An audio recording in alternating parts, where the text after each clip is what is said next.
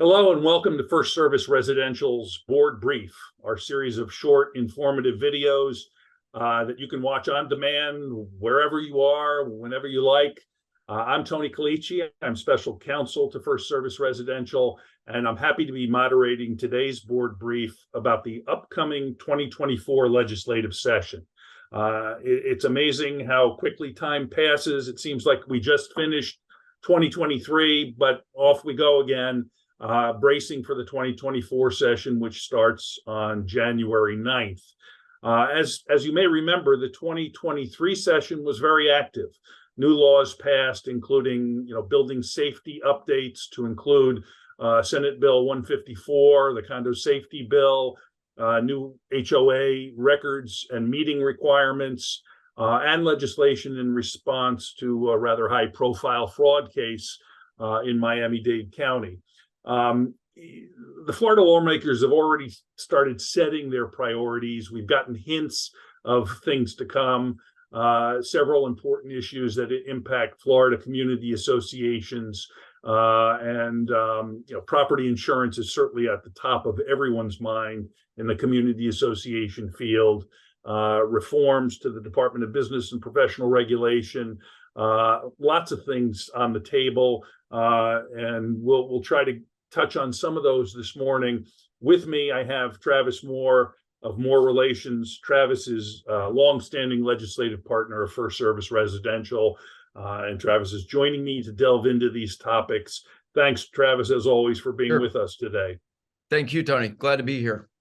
All right, so let's kick it off with insurance, because again, that is the issue which is impacting associations throughout the state. I know from personal experience with my condo association, what we're facing in terms of insurance increases for next year's budget. Where are we, Travis, and where are we going? No, you're absolutely right, Tony, that insurance is the number one issue. I would say not only just really with community associations, but probably facing the state right now. Any meeting that I'm in, certainly meetings that legislators are in, they cannot get in and out of that meeting without being asked about property insurance and the increases that everybody's facing, and just the real hardening of the market, even finding available coverage as specifically as it relates to commercial residential policies. So while the legislature has passed some things in the last couple of years, I think that deal with litigation and some of those outliers, and I do think we'll see some relief. They were, the policymakers were told by insurers and carriers, if you do this within about 18 months or so, you'll start seeing rates stabilize and come down. We have not seen that yet, but we again also aren't at that 18-month period. So that is something that I think will help. It certainly won't make the process any worse. But we can't really grapple with the entire global insurance market, as we deal with, fires in California and earthquakes in Nepal and all of those things that drive the global insurance matters.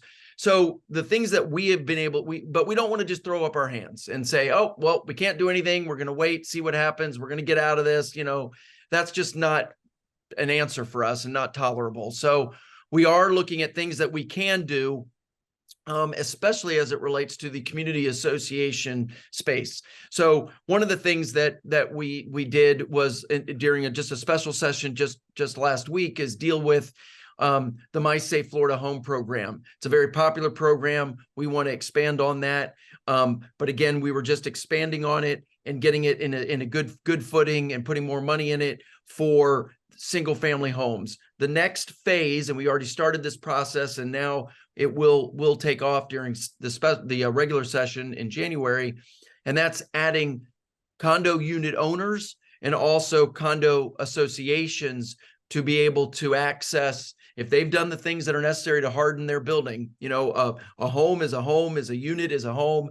That it shouldn't matter. If you're doing the things that are helping to again, harden your unit, make it less susceptible to damage, then you should be getting those credits. So we're going to expand the My Safe Florida Home program to include associations as well. Roofs are a huge issue. We're working with citizens to try to come up with a way to put in maybe a depreciation on a depreciation schedule on roofs, so that instead of them just saying you have to have a actual full replacement cost on your roof, you can have an actual cash value, and as that the depreciation of that roof goes down, you need less for that, because the carrier is going to obviously pay out less for it as the roof ages, but that will help lower the costs as well. And then also citizens, we're trying to not, the issue that we have right now, unfortunately, in the market is that if you want to be with an admitted market carrier, which means you're regulated by the state of Florida, the rates are regulated, et cetera. You're really, if you're the commercial residential space, you have to go to Citizens. I mean, that's the player in town. So getting kicked out of that is not good. You're added, higher rates, that you're put into a surplus lines, non-admitted market space that's just the Wild West. And Citizens has this underwriting law that they have to follow that says if you have 50% or more rentals in your building, you're out. We don't look any further. We just look, oh, you have 50% or more rentals. You don't qualify for Citizens anymore. And we don't, for wind coverage, we don't think wind matters. What's going on in the building? Wind is wind. It's gonna blow whether or not the building is a hotel, an apartment, a condo, whatever. So we're getting rid of that. We've got legislation to also get rid of that. And there's several other things, again, that insurance, we had a meeting, FirstService sat down with the head of Citizens and with the head of insurance carriers and said, what can we do to solve this problem, with some lawmakers as well? Because this is the number one issue that I think we're facing. And so there will be some movement on that. So I'll just mention lastly, in closing, Senator DeSegli from the St. Petersburg, Tampa Bay area, a large beach district with a lot of condos and HOAs in it. He's going to be handling the insurance condo bill and in the Senate. And then James Buchanan, Representative Buchanan out of Sarasota, also a large association district that he represents, is going to be handling it in the House, and we'll be working with both of those members. So Travis, with regard to flood insurance, yes, last year there was a rollback in flood insurance requirements for Citizens policyholders. Right. What do you see happening in that respect? Correct. In a couple of bills, we passed that in Senate Bill 154, the larger condo bill, and also in House Bill 799, the same language, basically to undo something that the legislature had done before, where they were requiring, if you have an HO6 unit owner policy with Citizens, which many people do, you were required to buy a flood insurance program. They did not care if you were on the 3rd floor, the 1st floor, the 40th floor.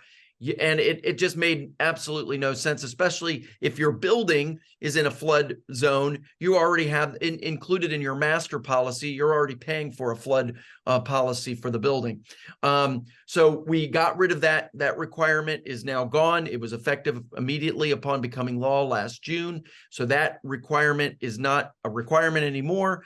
But we now we want to continue to see what we can do in that flood space. It's a federal government program. It is out of money essentially. So what they continue to do is try to raise the rates to make up for that, make it actuarially sound is the buzzword you hear. And we're working actually with some federal partners as well to try to mitigate that increase, especially as we're dealing in the the Tri-County area, where those flood rates are really going to start to creep up. Okay.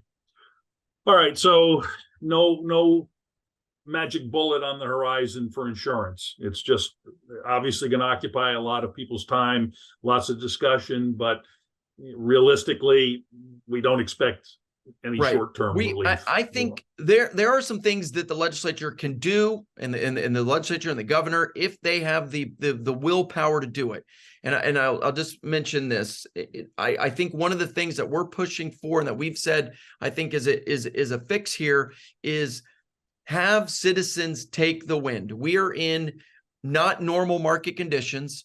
Citizens was designed to, it's not supposed to be, it's not a profit making organization, insurance company, doesn't have to respond to stakeholders and the like. It's going to naturally ebb and flow up and down as far as policy count as the market hardens and softens. But we do not have the big outside carriers here in the state of Florida. When you're watching football on Sunday and you see, oh, I can bundle my car and home insurance with Geico. Not in the state of Florida, you can't, because they're or Progressive, or these carriers aren't writing here. So we're reliant on right now. I think citizens should take the wind, like the flood insurance program, say, citizens, you're riding the wind for, especially as it relates to condos and some, the common area buildings of an HOA. Citizens, you write it, and then the wind coverage, and then the private market will come in. They'll write the fire and the theft and the liability all day long. Let them write that, and in time, I think people will start to see that as these condos are being well maintained now, they're required to have inspections, they're structurally sound, they're not really going to be a drain on the claim side of things when there's a storm. These are concrete buildings that in a lot of cases are, and especially in newer buildings, 100% hurricane proof, built to high standards. And their deductibles are so high given their premium amount that I don't think you're going to be seeing even a claim that's going to meet that deductible. It's just going to be a moneymaker for citizens or whoever takes it. So we're working on some large things in that regard as well. Okay. All right. A couple other things we'll touch on here. The state regulation over the condominium industry and potentially the HO industry as well. Right. A lot of legislative town halls around the state. A lot of people complaining about the fact that there's just no mechanism short of time-consuming, expensive litigation to get the DBPR involved, to investigate and enforce the laws that already exist. Right. What do we see happening this session in that respect? And you're right. That's that you've looked at the magic 8 ball and things are coming to deal with that. When the Surfside collapse happened and then the legislature reacted, passed a bunch of legislation dealing with reserves and the like, they started having these town hall meetings to get out there to tell everybody about that. What they found was this was now an opportunity for people to talk about a lot of condo issues that they were having and association issues, certainly not just related to condos.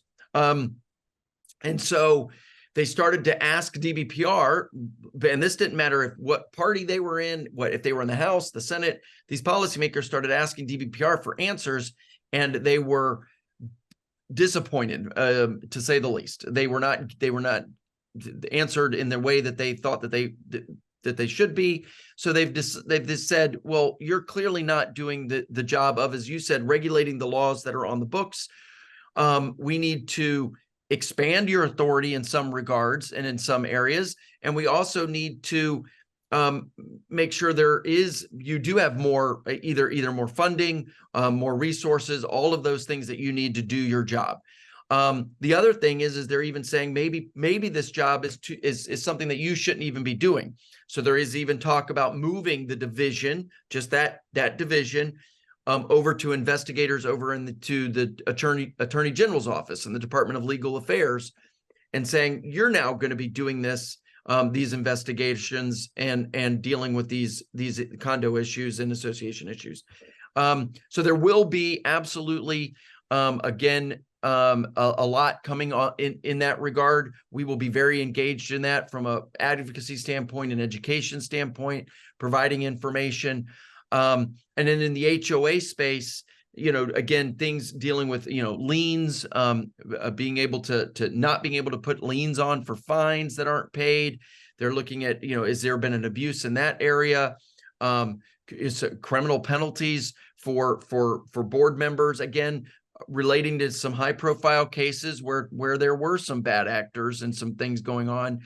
So unfortunately, then a broad brush gets painted, and now we just need to make sure that yes, those that are not doing correctly are punished, and those associations are taken care of, but also that we're not going overboard as well and putting even more on the volunteers that we have running associations today.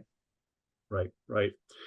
And let's close with a topic that I know you and I hoped we didn't have to discuss again, but we do apparently, because a bill was filed yesterday by a senator from the west coast of Florida dealing with the Stopples. Right. And it was an issue that was heavily debated and discussed going back 6 years and more than that. And a resolution was agreed upon by all of the various different interests involved. Now, again, we're having to revisit that issue based on this bill that was filed. And the bill would basically preclude associations from charging an estoppel fee. And in the time that we're operating under, first of all, the estoppels have become enhanced as a result of that previous legislation. A lot has to go into the preparation of an estoppel letter. It's critically important for a purchaser in a community to receive that information. And the way it's been working fine for all these years is that the people involved in the transaction pay for that estoppel. This bill would change all of that. So yeah, it would drastically change that, so that associations, if they're self-managed and doing them their own, wouldn't be able to charge. Those that are utilizing the services of a management company, their attorney, nobody, they would not be able to charge for the preparation. And as you said, it's a there's several things on there. I 7 or 8 items that have to be accounted for properly as that transaction happens. I've gone to scores and scores of town hall meetings. I've met with associations on insurance, on reserves, on fraud, all kinds of things, and it never at any of those, especially the last certainly 2-3 years, and since Surfside gone to even more, at no point does anybody say, well, let's not talk about insurance, let's talk about this estoppel abuse. Does not happen, just doesn't. As you said, a deal was worked out to make it fair and equitable and transparent, and those that were involved in a transaction were responsible for it.